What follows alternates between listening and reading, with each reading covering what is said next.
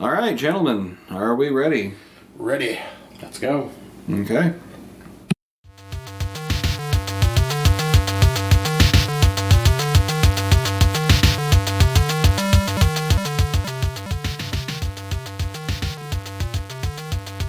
Hello, Internet, and welcome to another episode of Geek Fanthology. I am your host, Neil Cordray, and I am joined this week by... The one true Ned. And... Mike.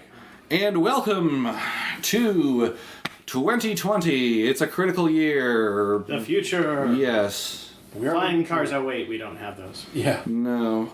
Replicants. No, wait, we don't have those. That was last year. That was last year. Actually. Yeah, Blade Runner officially occurs in the past at this point. Right. Right. Super surreal. Similar to that feeling where the future and Back to the Future took It was like 2 years ago. Right. Yeah, we keep going through all these milestones. Well, 2001: A Space Odyssey officially took place in the past, and 2010, the year we make contact, 10 years ago. And also, this is the first setting of Cyberpunk 2020. Yep. Right. We're now in the official Cyberpunk era. Yep. Yeah. Where's my head jack? I wouldn't mind reviving some of the stuff from the 1920s. I'd love to see a resurgence in Art Deco architecture. Love Art Deco. Art Deco is fantastic. And I think, honestly, generally, people should always walk around in sharp suits. So, Yeah, I think hats need to come back. Suits and hats. Suits and hats. Not necessarily suits, but hats, because hats were so cool, and they did something. But the development of cars is what killed the hat industry. Yeah, because you didn't have to walk around in the rain so much. So... So, speaking of 2020, today we are going to be sort of looking forward into the year 2020. Prognosticating. Yes. Wait, can we do that Foresight? publicly? Foresight is 2020? Technically, we're not in public. This is true. Yeah. All right. Well, okay. Now that we're in the future, I don't think it can be safely called foresight. And we have to elevate it to five-sight. Inflationary language. Okay, well, we'll get right on that then, man. Yeah. Before we do that, though, as was mentioned in the last episode of 2019, we're kind of eliminating the news segment because we don't really, the way we record, we record 4 weeks in advance. We're transforming it. So the news isn't really news by the time it's mentioned on this, so instead, we're still workshopping a name for it, but essentially recent developments for which we are excited that have occurred since last we recorded. Also known as recent developments. Yes, recent developments. See, here's the way all I like aboard to, the hype train. Here's the way I like to kind of give a also, concept. I think that light bulb's going out. A concept for it.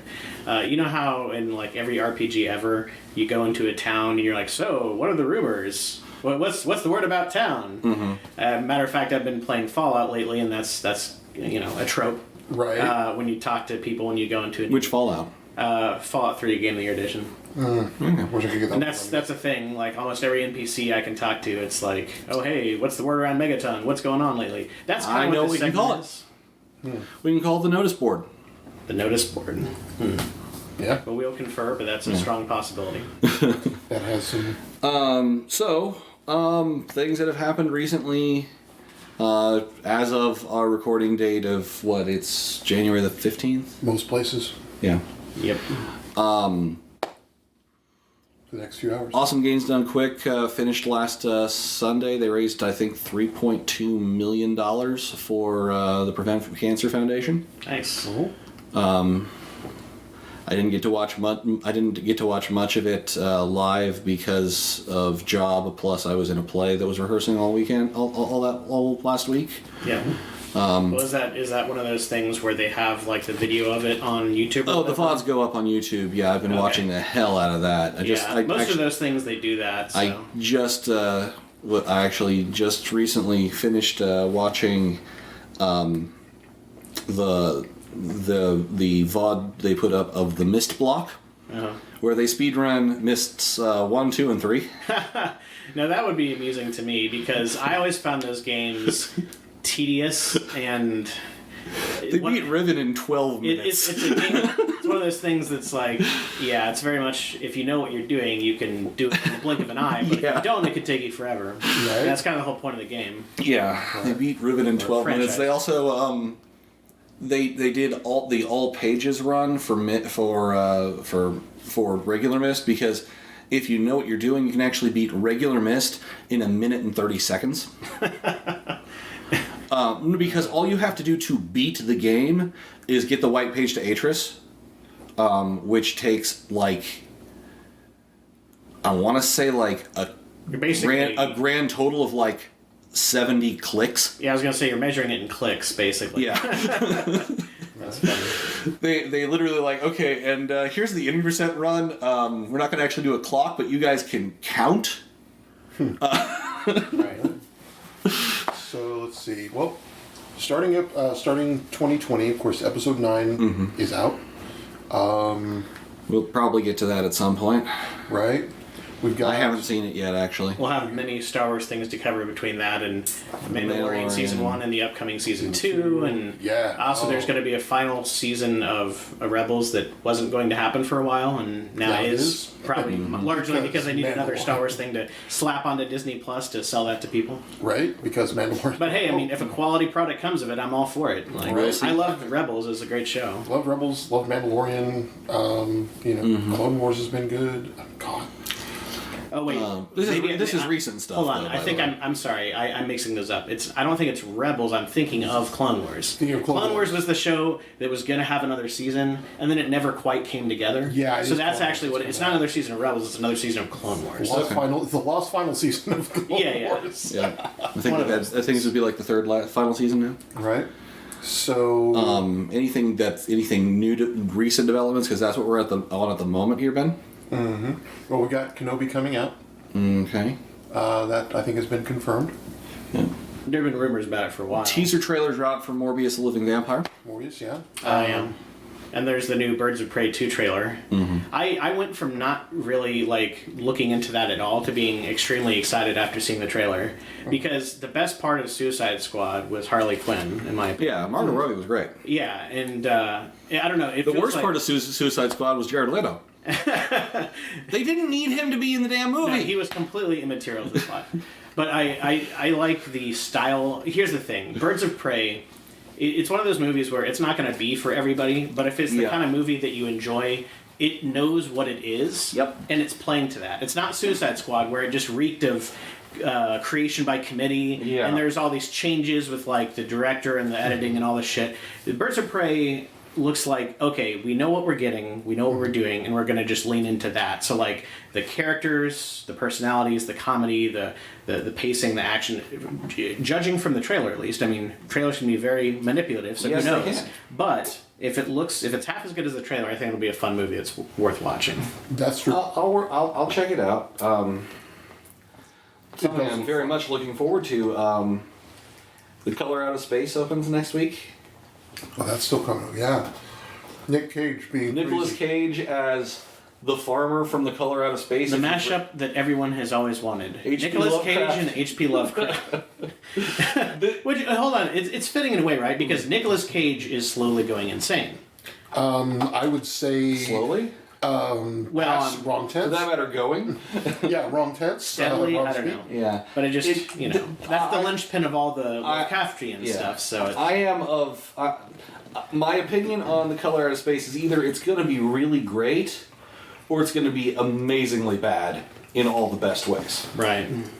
Because if it's bad, it's going to be so bad it's good. It's very possible because the trailers from it make everything look like it's being played very serious, which, if you'll recall from our So Bad It's Good episode, is one of our main criteria for a movie to be so bad. This was an episode that just me and Ben did. You weren't right. You weren't there for that. I remember the episode though. But yeah, we established that one of the main criteria for a movie to be so bad it's good is that it has to be earnestly trying to be a good movie and failing spectacularly at it, like The Room. Right. Mm-hmm. Right. Because Tommy Wiseau tried so hard to make a masterpiece and just didn't know what the hell he was doing. But he was earnest. Right? Yeah. Oh, he was Tommy, but still. So, But yeah, so I'm looking forward to that. It'll be the first movie I'll see in theaters this year.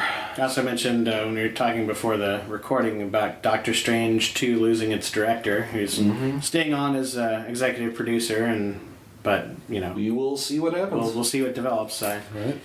I'm cautiously optimistic it'll still be a good movie, but I mean, who knows? So, We got on to the meat and potatoes of the episode. 2020. Our expectations for it, our predictions. How wrong can we be by the end of the year? And of course, first brief memory lane of Yep. 2019.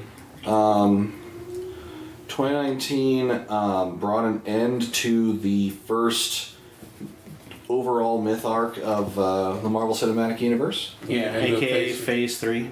Yep. Yep. And I think we all pretty much agreed did so very well. Oh yeah, Endgame was great. Really good movie. paid off a lot of stuff. Yeah. Yeah. And I felt like it was a great example of like there being, you can't see, but I'm doing air quotes of fan service without being over the top, without being gratuitous or condescending. I mean, Howard the Duck was in it. That's all you need to know. Right. Well, even better. I mean, a lot of the fan service was canon lore anyways. It was stuff that Yeah. fans wanted Yeah. to see that was already there. Yeah. Right. I mean, you cannot do the fight to end all fights without Cap picking up Mjolnir. Yeah. Yeah. Especially since Cap's not going to be in any more movies. And that's the Right. thing is or that at least when, not this Cap. I mean, Right. Yeah. when they now, did it, it now was it's like, Falcon Cap, but whatever. yeah, Captain Falcon. Falcon, he's going to utilize the Falcon Punch, right? Okay. He better. Yippee-ki-yay, Mr. Falcon. Yippee-ki-yay, Captain Falcon. Right. Mr. Cap. Speaking of which, I watched Die Hard on Christmas, and it was everything I'd hoped it would be. So, Was this your first time seeing this, or? Well, I just mean the fact that I was actually watching it on Christmas. Oh, and yeah. I was watching the full, I wasn't just catching it on TV or something where Mr. Yeah. Falcon is uttered. I was watching the original unedited yeah, I want you to movie. clean my couch up now, Ben. You I just will. got mayonnaise all over. Jeez. I don't know. Fortunately, Wendy's gives me napkins. Yeah. But yeah, let's see, I kind of lost my train of thought there. Sorry. Die Hard. So, okay. Oh, that's right, because we're talking about Falcon, Captain Right. America. Yes, that's. So, I mean, we've got Black Widow coming out this year. Mm-hmm. So, I think, I don't know if that's like phase 3 or, phase... Phase 4. I think anything 3.5? post Avengers. It's something or another. That's for damn sure. As I understand it, every. Post Endgame. I think anything post Endgame is considered Phase 4. Yeah, I think Far From Home was technically the first Right.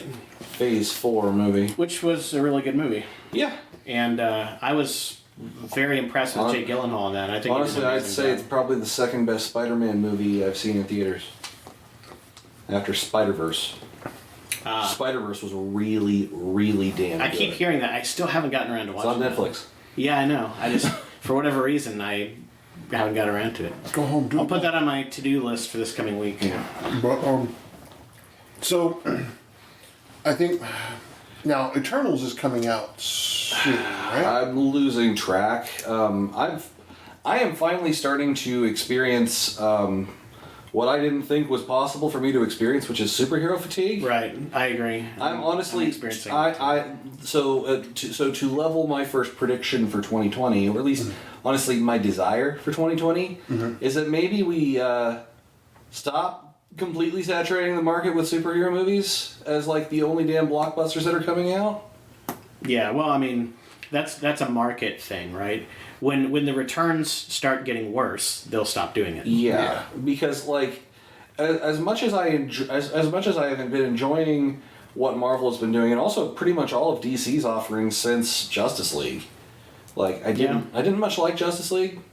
But It was okay. It was it was disappointing because it should have been so much more. I liked Aquaman, and I I loved liked Aquaman. when I I thought it liked was Wonder really Woman, and Yeah, I'm Wonder really Woman was looking great. forward to Wonder Woman 1984, Yeah. which comes out like what, next month? All right, so we need to decide if we're just focusing on the 2019 stuff or if we're going back and forth, because we're going back and forth right now. Yeah. So- well, I was making a prediction, but I'm hoping that, well, that that's we what I'm lose saying, that we though. lose saturation.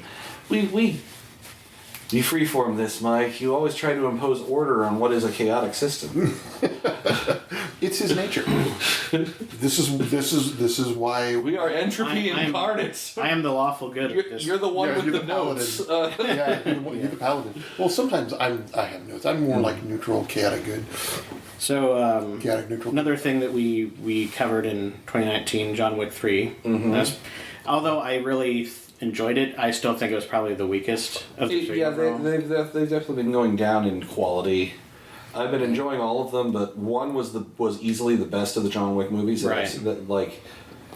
Two was not a huge step down. Three was like, if John Wick 2 was one step down from John Wick 3 or from John Wick 1, I feel like John Wick 3 was like 3 steps down from John Wick 2.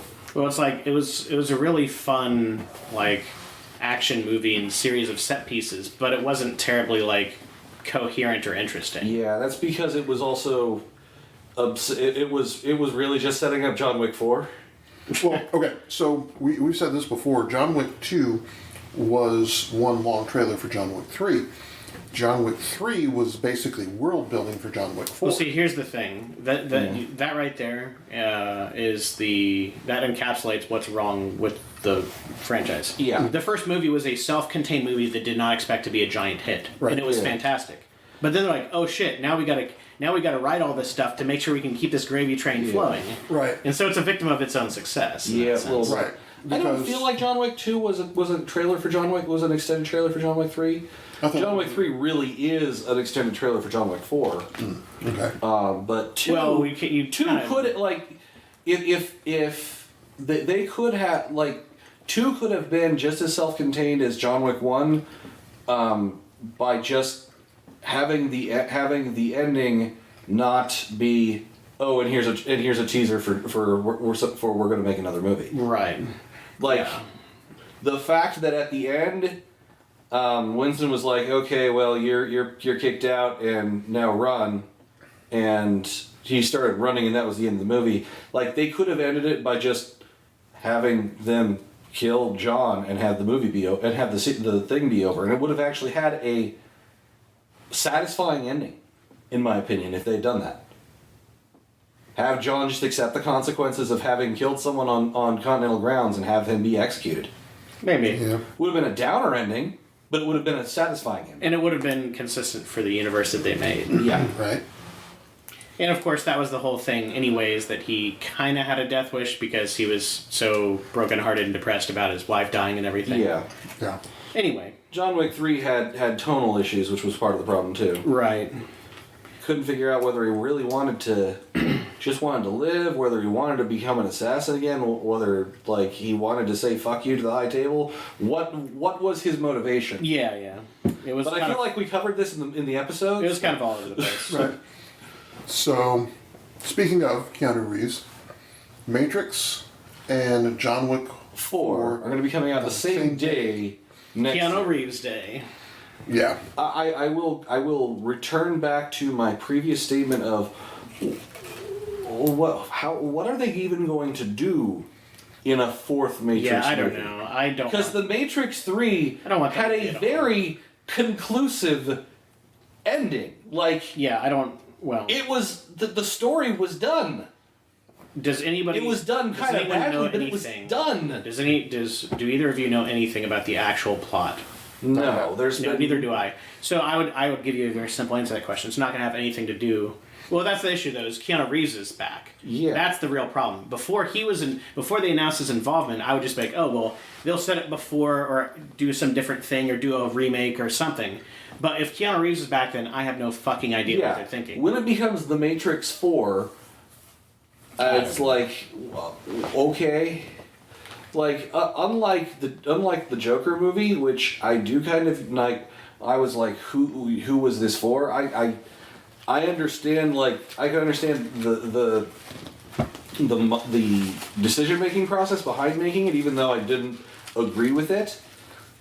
4, I don't even understand the decision making process other than money. Right.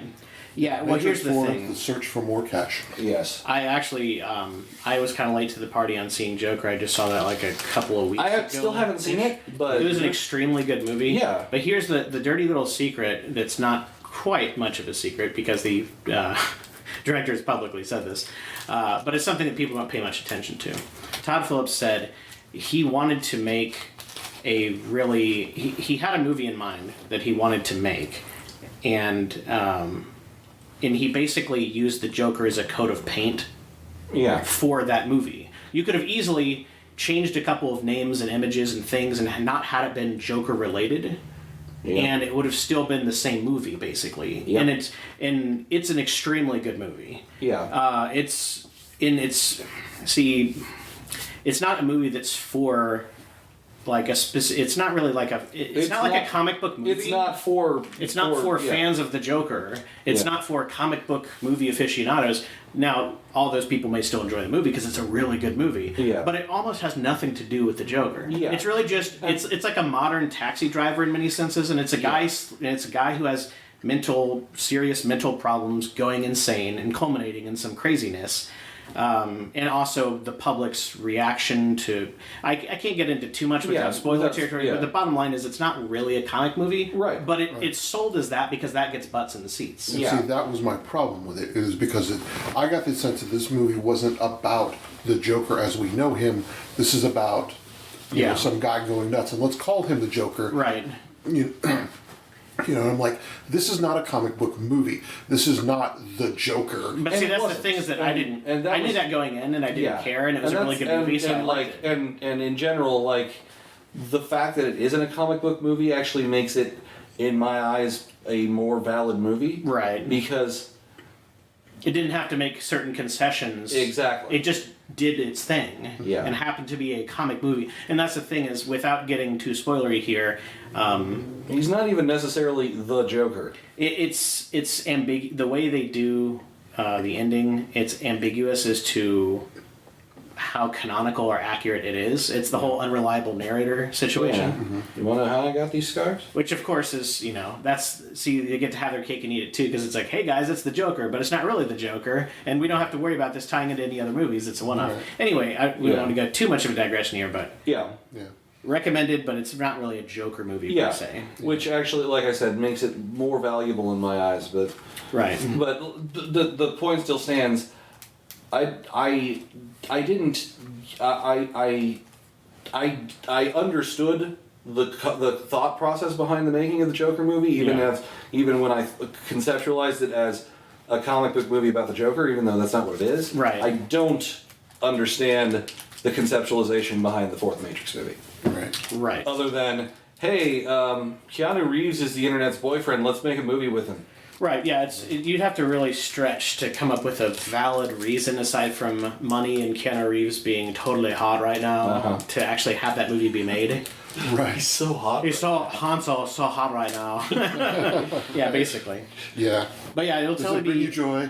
it's going to be a year of Keanu Reeves, because you've got Matrix, you've got Bill and Ted 3, you've got John Wick 4, and you've got him in Cyberpunk 2070. Well, so Cyberpunk comes out this year. John Wick and Matrix 4 come out next year. Oh, that's 2021. They're 2021. Oh, okay. So we're so it's going to be a steady drip of Keanu. Yes. Okay. Right. Are we done with reflections? We've been jumping back and forth already. Yeah.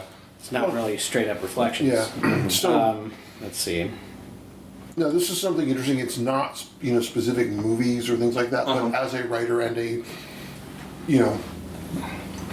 I'm looking at some things that are happening in the publishing industry that are going to, I think, change the way a lot of things have been done. Okay. There's some things going on in Romancelandia that I think are going to start having some impacts elsewhere. So then, what's the headline? What's your prediction? Well, I think some of the professional organizations are going to find their roles challenged, and they're going to have to start making some changes. When you say professional organization, do you mean like one of those, like a give- membership organization, like a Right. guild or union So- or whatever of right. like writers? It's not one that you want to name because you're trying to get into it? No, I'm already part of it. okay. So, no, SFWA is following this. Romance Writers of America is currently imploding. So we're going to see, I know we're going to see some changes there to the point that publishers are distancing themselves from the RWA. So I'm thinking we're going to start seeing some very cautious steps from places like Horror Writers, SFWA, which has handled similar situations. What's in the past. SFWA? Science Fiction Writers of America. Okay. Or Sci-Fi and Fantasy Writers of America, if you know. But they've already weathered something like this. So I think we're going to start. Pardon me. Excuse me. We're going to start seeing some changes in how professional organizations are perceived and do things, and I think that might lead us into some differences in how publishing happens. And so, Could be. I don't know what those changes are, but Yeah. do you have anything, any specific or solid predictions or inclinations for just people that are just reading that aren't actually writers themselves? Because anyone who's not a writer right now is probably not terribly invested in the inner yeah, political but anyways, stuff. well, what that means is that you can get in. It might be easier to get into things like those groups because so far a lot of the ones that have been most hype bound are the ones that are falling apart the hardest. Mm-hmm. And once you get into a professional organization like that, I think it's just another part of the democratization of publishing, which means you're going to start seeing more independent writers become prominent as opposed to, oh, it's the next big thing that this publisher has picked up. Mm-hmm. So I think we're going to start seeing more and hopefully better independent stuff because that's always been the trend. That's good. More independent press is good. And so we're going to start seeing, I think we're going to start seeing more either that or the publishers are going to close ranks and we're just going to see, them take over. Well, So it could go either way. print on demand's not gonna is gonna. Not going anywhere. What? Print, like, what were you going to say? Well, I was gonna say it still feel like it's still gonna maintain a strong sort of point of competition with publishing houses. Mm-hmm. The fact that anyone can print a book, and sell it on like Amazon or in a local bookstore or things along those lines, is always going to be a point of competition for the major publishing houses that I think is only probably going to get stronger as time progresses. We have seen a trend with like gaming books and stuff, where there's more print on demand out there now. So that there's this in between where a company, it's not like a giant Wizards of the Coast type operation or like some indie that almost doesn't exist. Is like you're seeing a middle ground. Where I mean, there's White more Wolf of is that. pretty much entirely print on demand at this point. Well, Right. Onyx Path Publishing, but Right. they're White Wolf. But, Except they can't be White Wolf because somebody else owns that brand, that branding at the moment. But they're the ones that own the World of Darkness still. Or the Chronicles of Darkness, as it's known now. Well, it depends. Are you talking about it? Because there's the World of Darkness and then there's Chronicles of Darkness. Because they got two different. They actually have two completely different product lines going. Oh. Chronicles of Darkness is old WAD, whereas World of Darkness is now new WAD. Oh. If I recall Well, correctly. that's a bit of a I dive. might also have it backwards. well, either way. But yeah, like there's Chronicles of Darkness and then there's World of Darkness to delineate between their Vampire the Masquerade versus Vampire the Requiem and those families of product. Well, we also have things like, in gaming, we have Critical Role, which was a bunch of people playing D&D. Now, Wizard of the Coast is going, hey, come on into the fold.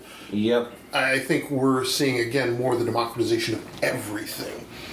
Well, that's because a lot of that is because streaming is becoming Yeah, I mean, Yeah. huge. yeah, I think that's really more. That's kind of a different issue altogether. Yeah. That's more about the rise of streaming and stuff. And actually, that kind of dovetails into another prediction here about recently, and this is something we didn't mention earlier in our recent development section. They have just announced a couple days ago the campaign Explorer's Guide to Wildmount, I think is the official name of the book, which is the campaign to the current campaign Critical Role campaign setting, which the thing that's so significant about it, aside from it just being a major release that is going to sell a gazillion units or copies or whatever, is that the first book, the Tal'Dorei campaign setting, that was published by Green Ronin, and that was a third-party book. Now, This one is officially partnered with Wizards of the Coast, similar to how Penny Arcade did for Acquisitions Incorporated. So this is an official Wizards book, this is even more significant than the Acquisitions Inc. thing, because the Acquisitions Inc. That was also a historical thing, because it was two companies working together with an official book. They hadn't really done that before, but that was just kind of that was their. It's an elaborate, awesome, but still just a shtick. Yeah, it was a gag. It's a shtick where it's hey, Acquisitions Inc. is a thing. Here is how you build your franchise, et cetera, but it still takes place in the D&D settings, with the default one being Forgotten Realms. This is its own world. This is Exandria being officially canonized in Dungeons and Dragons, and there is actually a bit of a tease to this. There are a couple of teases about it, because in previous book releases, official D&D book releases, first of all, Matt Mercer did some consulting and did some small work with them, but they mentioned when they were talking about the different settings and stuff, Dark Sun, Eberron, Greyhawk, all the different Forgotten Realms, all the different settings. They actually name dropped Exandria as an example. So they kind of teased that this is a thing that might happen before. Yeah. And there is a big tableau in the Waterdeep Dragon Heist book where they showed all these NPCs and stuff, and they actually had Matt Mercer himself as some bardic type character in there, as a little wink and a nod to him, because he worked with them on the book and stuff. Right. And so people were like, "Oh, this is hilarious! Mercer is officially canonized in D&D." Well, again, that's might also be a precursor to the fact that they were kind of considering that at the time. Yeah. But yeah, this does kind of tie into the whole rise of streaming thing, because obviously, is great as their working relationship is and everything, the fact that Critical Role is by default a giant advertisement for Dungeons and Dragons, there's money to be made, so they got together and did it. Now that's not a pejorative. I'm not they're being so greedy. It's it's a business at the end of the day, but also they're doing it because it is a good thing. It is a quality product. If it wasn't, it wouldn't be so popular in the first place. And they're capitalizing on a good thing. Yeah. To quote my second favorite Joker, if you're good at something, never do it for free. Right. He has so many damn fine quotes in that movie. And it's just one of the many. Yeah. I also love how he generated that meme where it's you do blank, nobody bats an eye. You do blank, everyone loses their minds. Yeah. Yeah. So I think you're right. I think we're seeing the rise of the independents. Streaming, self-publishing, third-party presses, Indie games. And I think indie games have been pretty big for a while, thanks to Steam. Right. But the big names are starting to realize, oh, hey, this is where our new content lives. You are seeing it happen in different contexts, though. For example, the Switch has a ton of indie games on it. Yeah. Uh-huh. So you are still seeing it kind of pop up. Untitled Goose Game was first, I think, first on the Switch. And that was the indie game of last year. Which is hilarious because it's about being an asshole goose. Right? So, I think we're starting to see the rise of more, indie stuff that's not coming out of the massive studios, or the massive studios finding indie stuff and that they then pick up. I think that in this year and probably in the next couple of years, we're going to see similar things to the WotC partnership with Critical Role, in that a lot of people that are semi-indie are going to come into the fold of larger companies because, Right. hey, you have a big fan base. Right. We have deep wallets. Let's make a deal. Yeah. Right. And which is going to result in which is probably going to result in the standard backlash of, oh man, they sold out for a lot of people. Which Right. is stupid. Yes, it is. Fast enough. But If you're I doing think something, it's- never do it for free. Yeah. Right. Well, I think it's also eliminating it's not what you know, it's who you know. Well, here's the other thing, too, to keep in mind about the whole, like, these deals being made and what it means for... By the way, if any giant corporation wants to swoop in and pick up working Massively popular. my small company, Working Theory Productions, give me a call. Well, see, the thing is, a lot of people will act like it's inherently a bad thing that, a particular deal or arrangement is made, but the way I look at it is, it's all about how the deal is done. Yeah. And if the deal is done in a way where people are thinking it through and, one side isn't exploiting the other, then it's Yeah. fine. And here's the thing is, Critical Role is a great example of that, because what happened with Critical Role is, first, and I'm not going to spend a lot of time, I'll just do the Cliff Notes version here. First, it was just a group of voice actors and friends that were playing games roughly a couple times a month for an extended period of time, and it became this kind of like thing, this buzzy thing. And then Geek and Sundry picked it up as a show. They were trepidatious about doing it, and then of course it just steadily got more popular until it became this whole cultural phenomenon. And then broke with Geek and Sundry because Geek and Sundry is apparently kind of a group of dicks. Well, I mean, I don't know about Apparently, they're as far like from a corporate standpoint, they're kind of controlling.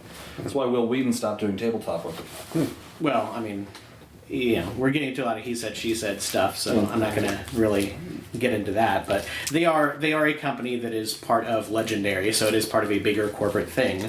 So people have opinions, but I think that doesn't really is my take on it is that really has little to nothing to do with it. It was more about them wanting to have full creative control over their thing, and also make a lot more money doing it. By the way, Right. because if you're owned, if you have to answer to some company that's part of another company, then you're not, Right.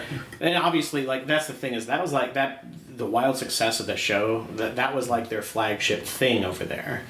So anyway, point is, Critical Role became their own company, and they have their own studio, and it's all just they're calling all the shots. Yep. So I feel like this arrangement isn't a bad thing with the book or whatever. It's just another deal within that, and they wouldn't have agreed to it if they had to compromise something. Yeah, no. I'm not saying they are, and I'm not even trying to insult Crit Roll there. I'm just saying that I anticipate that in the future we are going to see more and similar deals to that are going to have that to a certain that I expect at some point will experience be due to those I can't speak. You can English. Come on. Use Yes. a word.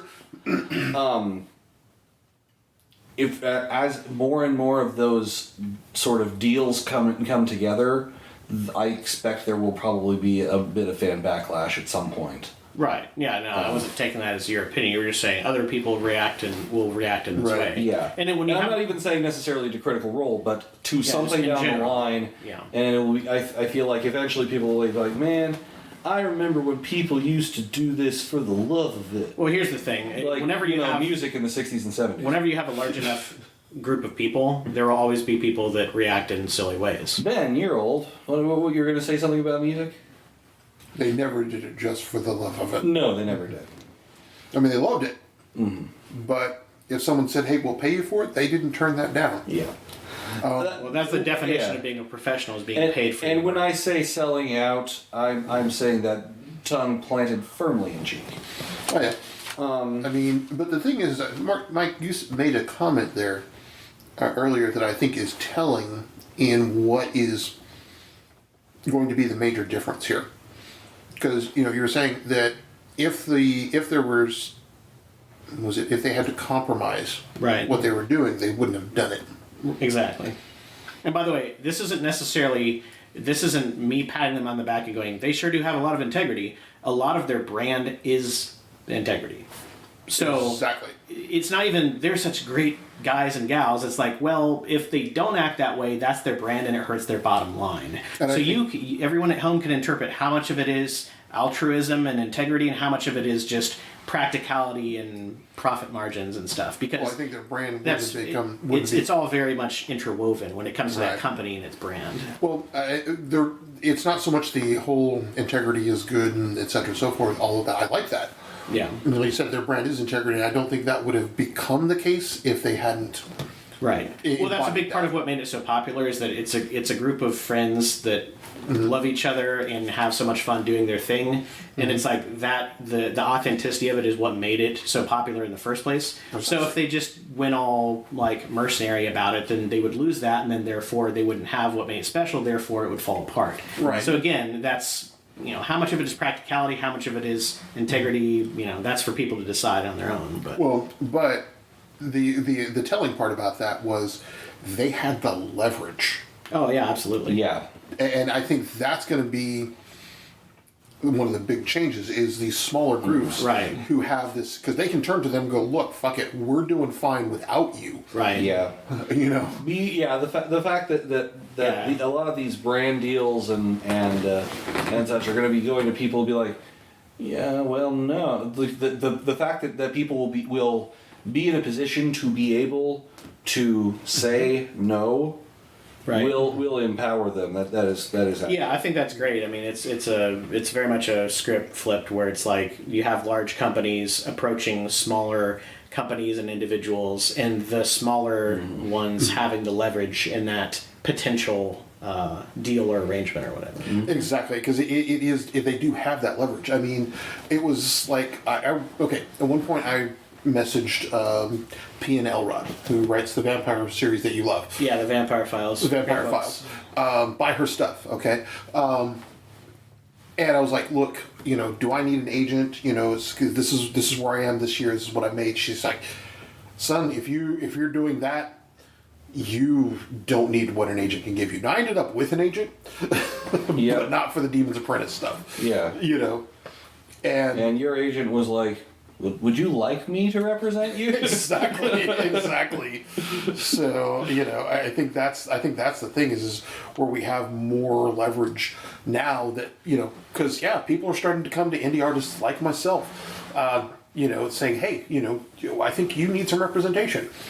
Would it be fair to say then that is our kind of macro prediction here is that the little fish will have more bargaining power when it comes to all this stuff. Oh yeah. Tabletop, books, video games, whatever. I think that's a safe prediction to make. Yeah. Until it except for the other prediction that is going to be made, which is by 2025 Disney will own America. Welcome to the United States of America Incorporated. Yeah. Well, the thing with this It's a magical country. Hey, welcome to the magic country. Anyways, what was I thinking? Because that was so damn good. I had to. Okay.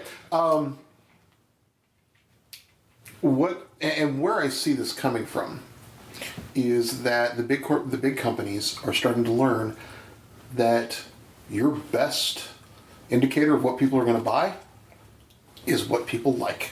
And we now have streaming to show what people like. Well, see, that's what's interesting about this whole thing, right? Is that it's all about like having a lot more accurate read on what people are currently interested in and what they will be interested in the near future. In some ways, that is determined by the smaller scale stuff, but then also there's also the larger corporate aspect of it where you have streaming services and other advertising stuff that's constantly data mining what people are doing, what people are watching and playing and enjoying and streaming. So it's this weird hybrid, right? Where it's a lot of it's driven by the small stuff, like we talked about, but a lot of it's also driven by the big companies that are getting the information to then learn who to make the deals with. It's kind of interesting, like the fact that people watch so much stuff on Twitch, and I mean Twitch is the main streaming, but other streaming services and things along those lines, like it. they are doing market research for companies for free. Right. Yeah. So, Oh, yeah. yeah, especially when in the realms of media, like you can't there's not quite going to be nearly so much like streaming. Streaming isn't going to revolutionize like the clothing industry anytime soon. But It's already making inroads into makeup. Well, there is makeup, that. well, yeah, but not clothing. Yeah. Cosmetics is a different thing altogether. Yeah, that is a different thing. Watch. Someone will figure it out. Well, fashion maybe to a certain extent, but like there are certain industries that this is not, that this doesn't help, but new media is huge for a lot of different industries. And there's also like there's streaming specifically, and then there's all the other associated things with like the internet and technology and communication. So like you could say all those other things could relate to an industry like the clothing industry, where you have like subscription services where people like rent clothes or whatever, and like there's all kinds of things like that. They're tangential, but it's not directly streaming. Well, yeah, because you've got now the other big thing is these loot boxes, these loot crate type things. I feel like loot crates were the craze of last decade. It is a bit of a it did seem kind of like that's on the downswing lately. But there are so many At this more point now, it's not so much loot boxes as curated boxes. Yeah, well, I guess loot boxes were kind of random grab bags for the most part, whereas I think we're going to see a trend away from random stuff to things more like bespoke box and Flaviar and things along those lines, where they're like, hey, we have a group of things. What would you like us to send you this month? Yeah, right. Which is funny because that in turn, this is like an Urbos, where it's like that in turn goes back to developing market research. Because now you have a large subscriber customer base. I almost got in on Flaviar of people, which is the bourbon box. I've seen. It's like, do you like bourbon and scotch? Well, would you like to try interesting bourbon and scotch from all over the world for $60 a month? It was the price point that was like, I can't afford a $60 a month subscription. Right? Yeah. Much as I do like bourbon and scotch. See, I can't afford to spend $60 a month. That's what's so fascinating scotch. about that is that like that's like those things become like a bargain option at different levels of budget, because like the person that can afford that but can't afford to go out all the time and buy expensive shit at bars, they are at that point where like, okay, well, I would pay this much for this, but I can't afford to go out every night and buy expensive liquor, so they subscribe to the thing and then they get what they want. Yeah, It's interesting. Right. Once a year for my birthday, I will buy myself a $100 bottle of scotch. And I will then proceed to drink that bottle of scotch for a year. Actually, my scotch supply ran out in September this last year, but still. I like to look at that as being ahead of schedule. Right. When you finish this bottle, it sounds more like, I finished this bottle ahead of schedule. But like, I can't. That's a once a year thing, not once a month for half as much. Like, right. I mean, that's like me going to a bottle of scotch every month. Well, no, Flaviar sends little samplers. Okay. It's like a flight kind of thing. You get a flight of 3 to 5 scotches or bourbons or other spirits, and like it was a very interesting. It was a very interesting service, and if they would like to sponsor this podcast, I'd be all for it, because I'm sure they are listening right now. This very second. So the overall prediction there essentially is that the curated box subscription thing will continue to flourish, right? But it will trend more towards curation as opposed to randomness. Right. Like there will be more like the subscription service is going to be more tailored towards, okay, well I want like for the clothing boxes, like, okay, I want you to send me slacks this month. It's like less dice rolling, more point buy system, Right. essentially. Yeah. To bring it back Or around a, to something or a geeky. standard array of items. Yeah, to bring it back around to something geeky. Standard array would probably be the better analogy. I actually like point buy. Point back.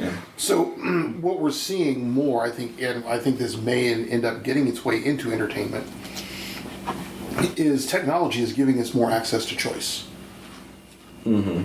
And it's putting more power, again, which is something that I've always been saying, it's a democratization. It's putting more power into the hands of public opinion as opposed to public opinion being solely manipulated by a small group of people. You see, what's interesting about that though is that when it comes to major theatrical releases, is the exact opposite. Mm-hmm. Disney and two other companies own pretty much everything, and those are all the movies that you get with the major releases. Yeah, and the main reason for that is because that's what people are paying to see.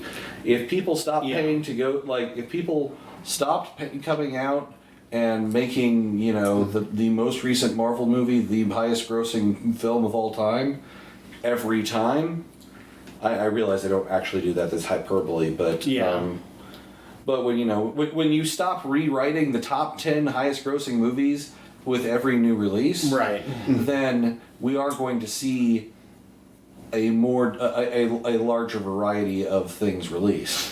Yeah. And again, they're going to look at what people are watching, what people are streaming, what people are interested in.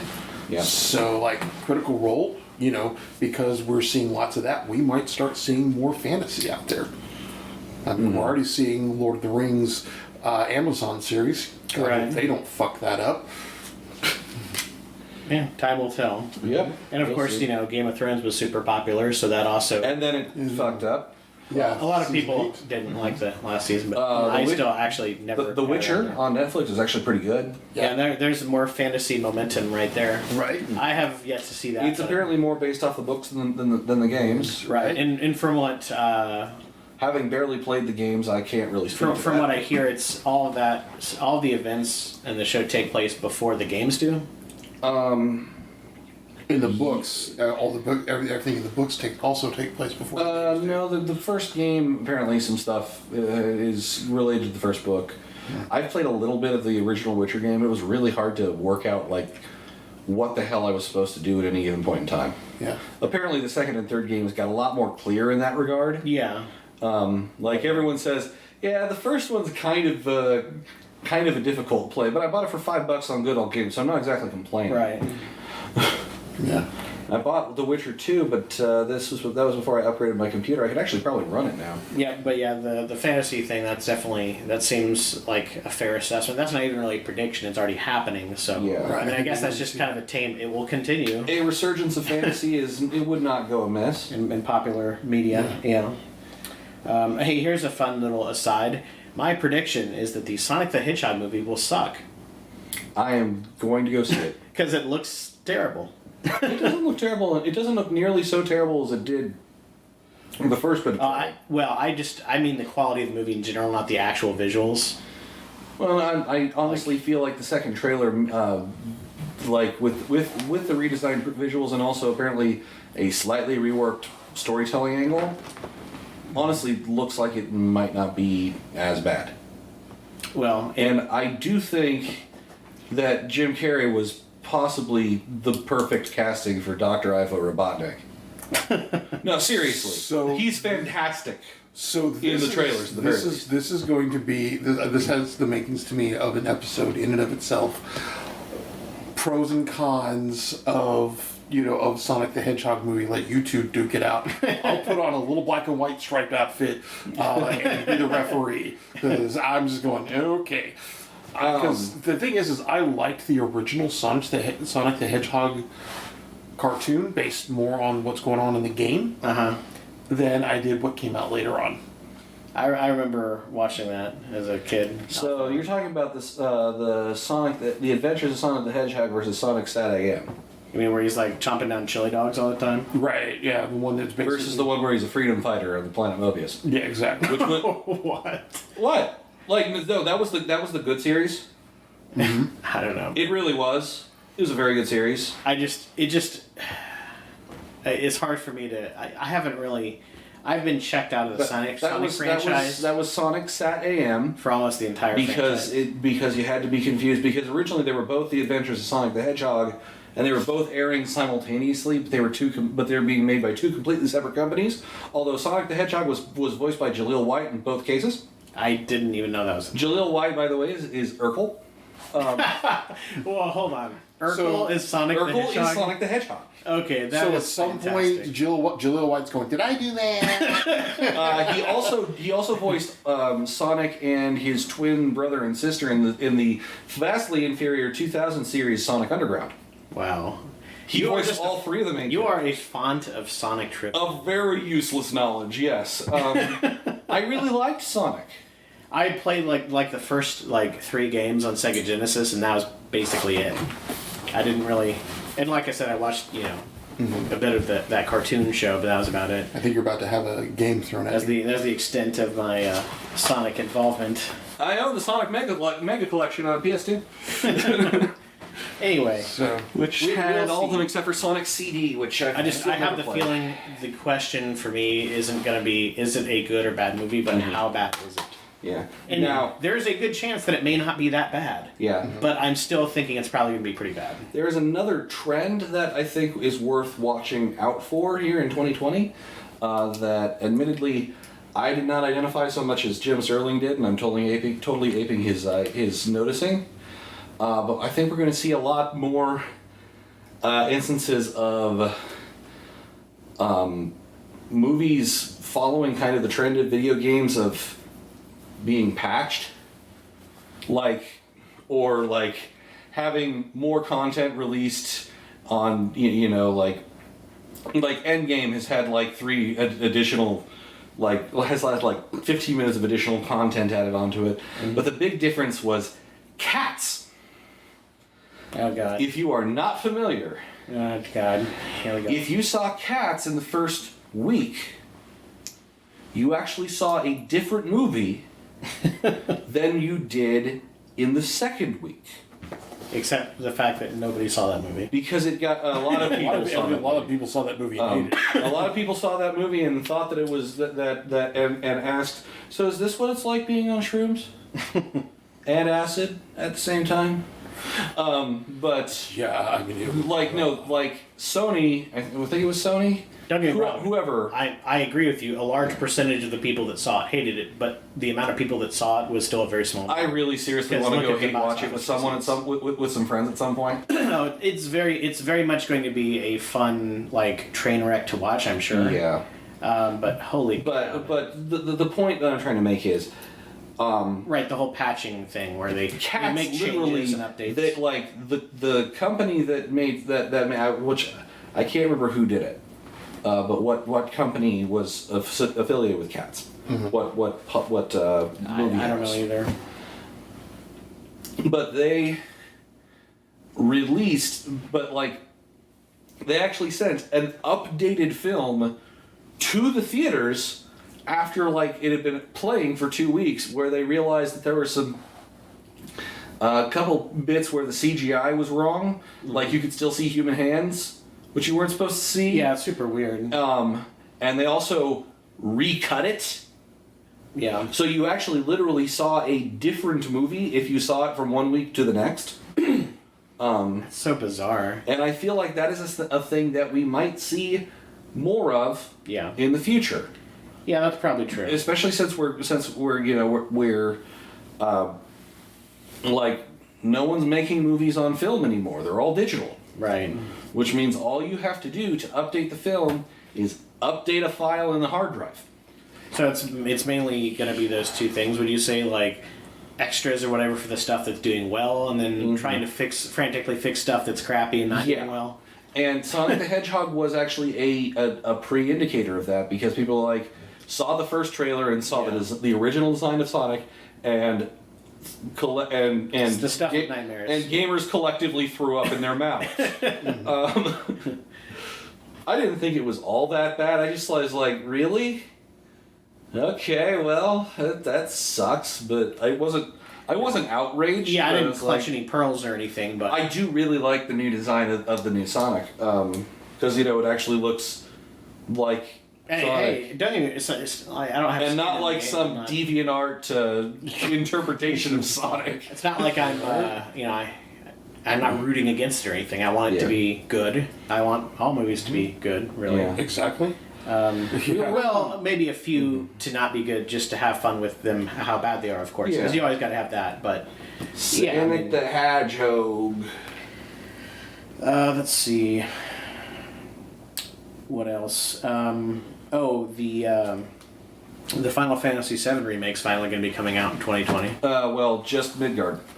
It's just a Midgard. But they're doing an episodic They're thing. doing it episodic. Oh God, that's That has been confirmed. It's just going to be up until you leave Midgard. good God. Which felt like its own game to begin with. Yeah. It's true. But I don't like... I mean, after all this time and all this hype, they're going to then drip it out and just really wring all that money out of people via episodes. That is so stupid. Yes. This is somehow surprising to you? It's not surprising. It's just disappointing. Also, like, remaking the whole thing to the level of detail that they have, because they at E3 they had a playable demo.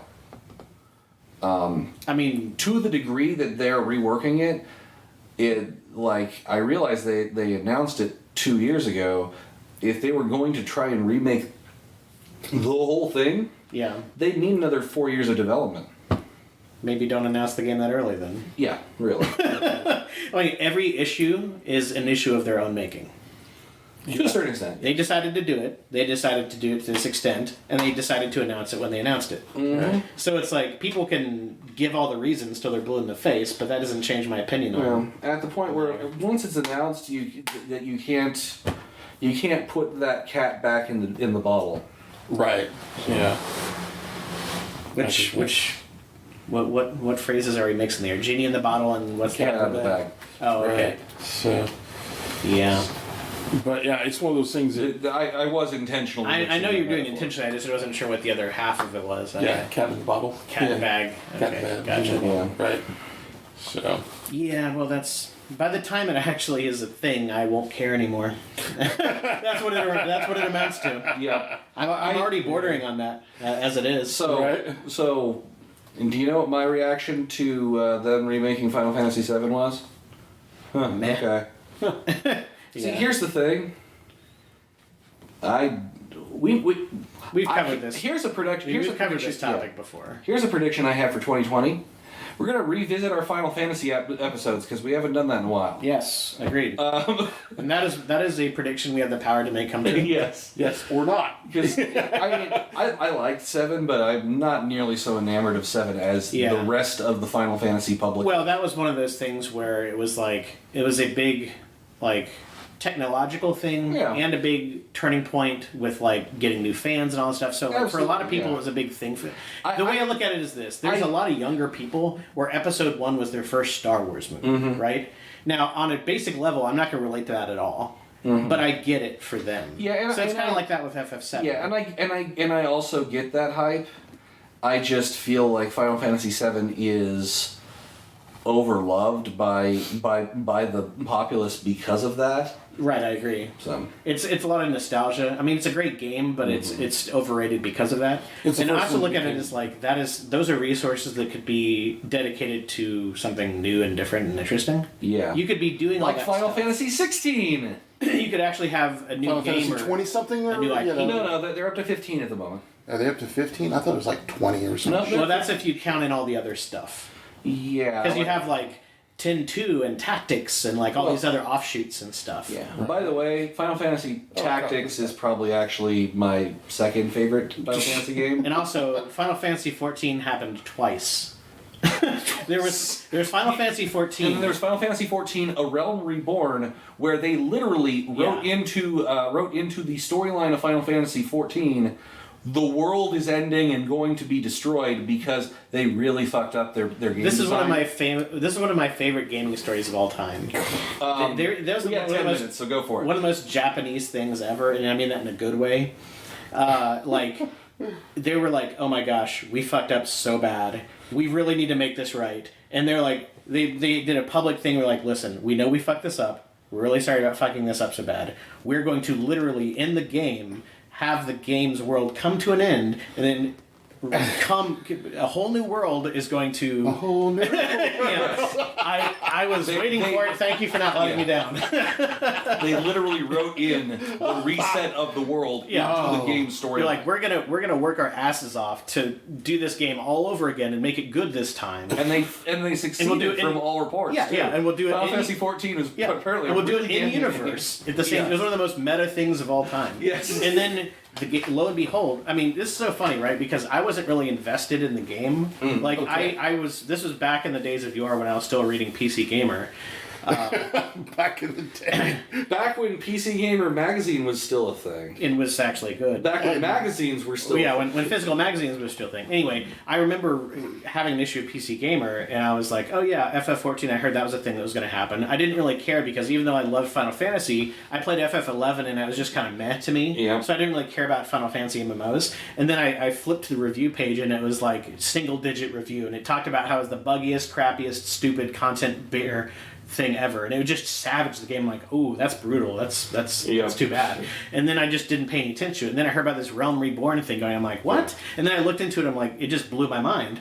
And then when that game came out, well, shortly after it came out, I played it. I didn't play it for too long, but I played it for a handful of months and really enjoyed it. And it was a great game. And then it was so funny because then PC Gamer is tasked with reviewing the new game, and their review was like 80-ish%. It was like, yeah, this is a really good game. And they didn't let the first solid game. They didn't let the first iteration color their perspective of it, which was cool. That's fair of them to not hold it that's against. respectable. But it was just a very fun, weird story because I was just like, this has never happened and will probably never happen again. I have a couple friends who very religiously play Final Fantasy 14. That game's still going strong. It has a good fan base and several expansions. There's a new expansion coming out soon where you get to play Shadow Knight, a la Final Fantasy 4. Now that's cool. That is cool. Because FF4 is one of my favorite games and first Final Fantasy games, so I'm very nostalgic. Yeah, everybody's always super nostalgic for their first Final Fantasy game. Yeah. My problem is my first Final Fantasy game was 1. Oh, so was mine, yeah. And as much as I can't build up nostalgia for it because while it was interesting and groundbreaking and such, it wasn't actually all that good. It becomes very boring and paint by numbers and So, but it essentially like tropes the game. Yeah. And then they actually expanded into interesting characters and stuff beyond all. But we'll get back into that. When we get back that is into for Final another Fantasy. episode. We are pretty much out of time. Any rapid fire predictions or things that anyone wants to? I've got a couple rapid fire predictions. The Black Widow movie will be okay. Okay. It won't be great. It won't suck. It'll be all right. It'll be very middle of the road. And also, esports and streaming will continue to grow, and they will continue to diversify, and the whatever you want to call it, the streaming celebrities or stars or whatever, people like Ninja and stuff, these streamers that make ridiculous amounts of money, that will continue to... actually, that's a good example because apparently he went to some lesser-known service called Mixer. He moved to Mixer, yeah. Yeah, so that is my prediction, basically, is that will diversify a bit more. You'll see some... specifically, Microsoft paid him to move to Mixer. Yeah, he was... Yeah, I mean, it was straight up like... He was scalped. Here's a giant bag of money... Join our service, and he's like, all right. Join our service exclusively. Yes, exclusively. Yes. Or else it wouldn't have been worth a pile of money. Right. Anyway, the point is, I think a lot of the smaller services will grow because there will be more of that. Here, to use a quick analogy, when it comes to sports ball, you've got the draft picks and the free agents and all that stuff. You're kind of seeing that now with professional gamers and or streamers, and I feel like that is going to kind of happen where then you'll have this thing where you have smaller services and stuff. It'll start to kind of get rise to prominence based on who's using it and how it's going and stuff. So I feel basically you're going to see some lesser known services come into somewhat prominence, and that'll continue to be a thing. Okay, so following along those lines, stupid prediction. As we get gamer leagues and things like that, and streamer leagues and things like that, yeah, esports entries are going to become the new scandal. Wait, what now? Esports injuries. Oh, esports injuries? Yes. Gamer's thumb, swamp ass. Eye strain. Eye strain, yeah. You joke about that, but like, there have been. I've been following. Back when until this last year when I pretty much stopped caring about League of Legends. I watched the pro circuit on that, and the number of times that a number of people had to be benched for acute tendonitis and or carpal tunnel. That's what I'm saying. It's it's like, not going to be as you would see people playing with big fuck off wrist braces because you have to keep in mind they're clicking kind of like click like constantly for 8 to 10 hours a day because that's how much they practice. Right. Yeah, that's the thing. You destroy your It's a repetitive motion for hours a day for most days every week for weeks or months on end. Yeah. It makes sense. It just I don't think it's going to be scandalous. I think we're going to hear more about it. Yes. Well, maybe somebody will make it a scandal. Well, so maybe scandalous in the sense of the fact that people try to push all that under the rug like it's not happening, like head injuries in the NFL. Right. So exactly. I feel like that could totally be a thing. We're going to get that, and we're also going to get mainstream media who doesn't get the fact that this is a real thing making fun of it. Right. You'll have all the stupid people, the talking heads that'll be like, "Oh, video game injuries," and not really realize because they don't know anything. The Onion will do an article about this at some point. The Onion while I like the Onion, the Onion is not always necessarily the quickest on the uptake for things. Well, I think the Onion will do an article about it, and at some point in the future, mainstream will do an article with the exact same headline, almost the exact same reporting, because the Onion, making light of it, is going to actually be making light of something that really happens. Yeah, well, the Onion, like it's actually interesting. For one other brief digression before we end, the Onion is primarily staffed by professional journalists, which is why, especially if you read their actual articles, their articles are so. Are played so completely straight and follow like the AP style. It's because a lot of people are ex-AP reporters and the like who are applying that same level of diligence in the type of writing to things that they know to be patently ridiculous. Right, which is why they're doing it, because it is, Oh, other rapid fire prediction. We didn't mention this earlier, but Overwatch 2 is a thing that we'll be releasing at some point, I think in 2020? Question mark? Sometime soonish. And that'll be... But my prediction is it'll actually be good. My prediction is it will have a lot more microtransactions than Overwatch 1. Usually a safe prediction. Yeah, solid call. But hey, as long as they're all still cosmetic, I don't really care. Right. What's interesting about that is apparently they're all the stuff, the new characters and maps and stuff, they will also be adding all those to the first Overwatch game, and those games will be able to be played simultaneously. Because it's essentially a fancy schmancy version of the same engine, client, whatever you want to call it. And then also it'll have like additional like PvE stuff. Overwatch 2 is apparently going to have like a one-player type game. It strikes me as a savvy move because you have a lot of those games where like you have competitive scenes and like player bases and stuff. Yeah, and then, you don't want to split your player base. Yeah, you split the player base when you have like these expansions and sequels and stuff. But this way, they get to have their cake and eat it too. Like a lot of the people will go ahead and buy into the new generation, but the people that can't or won't will still be invested. And of course, microtransactions will still be getting that money from them. Right. And then everyone gets to play with each other. It's win-win. Path of Exile is doing the same thing. They announced at ExileCon Path of Exile 2, which is apparently just going to be a new 5-act, actually not a new 5-act, a new 10-act storyline that is set after Path of Exile 1. But if you're playing Path of Exile 1 or Path of Exile 2, you're still playing on the same servers and interacting in the same trade economy. Interesting. The question is simply which story content you're playing, because the endgame content is going to remain the same. I'd say that's a fairly safe prediction to make as well, is that we'll see more of that asynchronous game like development and release, where games interact with each other. There's cross-platform play or play between different iterations of the same franchise. Yeah, with the PS5 and the Xbox Series X, which is the dumbest damn name. Xbox X. Xbox doesn't know how to name their consoles. I think we're going to see a little bit an uptick in cross console. Also, let the record state they're one X away from an XXX named console. Yeah, then you have to be only. Which is a PR nightmare. Then you have to be 21 to buy it. Like, Mom, I swear it's just video games. Nintendo just changes their name every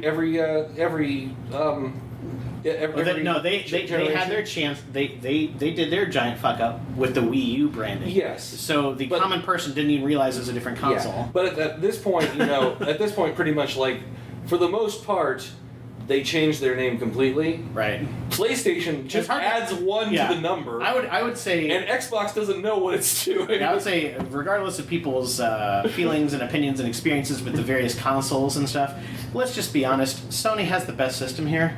Hey guys, you know what comes after PlayStation? PlayStation 2. What comes after that? 3, 4, and 5. Oh my God! What a concept, you guys! We just changed the number. It's almost add like, one to the number. It's almost like people can know it's the same line of consoles, but it's a different one. Right, but then you get, if they're, hopefully they don't do something stupid like Apple did.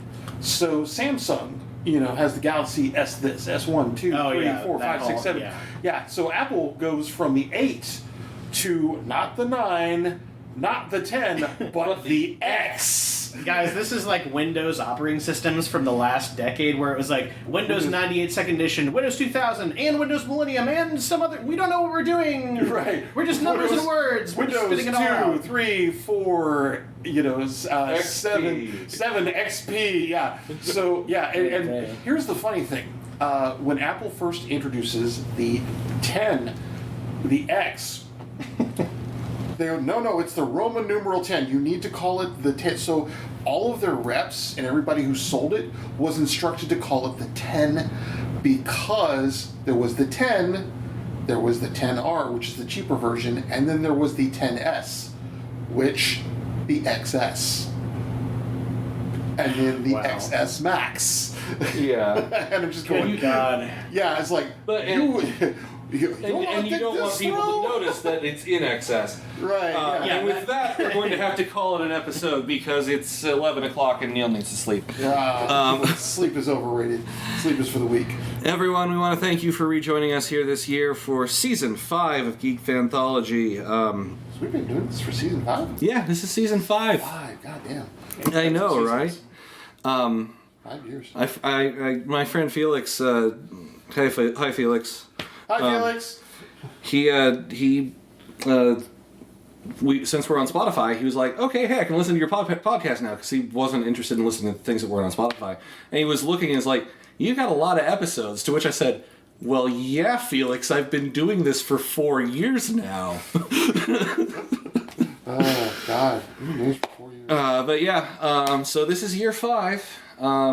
Starting year 5 strong. Woo! All right. So we'll talk to you next time. This has been Neil. The one true Ben. And Mike. And we'll talk to you next time. This podcast is a production of Working Theory Productions. It was brought to you by the letter A and the number 94. Opening theme is Ultra Mega Hyperstorm, and ending theme is March of the Mind, both by Kevin MacLeod. If you enjoyed this podcast or know someone who would, please consider sharing it on your social media, sending us an email, leaving us a comment, rating us, liking our video if you're on YouTube, subscribing, doing all that stuff that helps out the algorithm. If you really enjoyed this podcast, please consider supporting us either by making a one-time donation on our website or a reoccurring one through Patreon at patreon.com/workingtheory. A final thought. Here's hoping for an excellent 2020.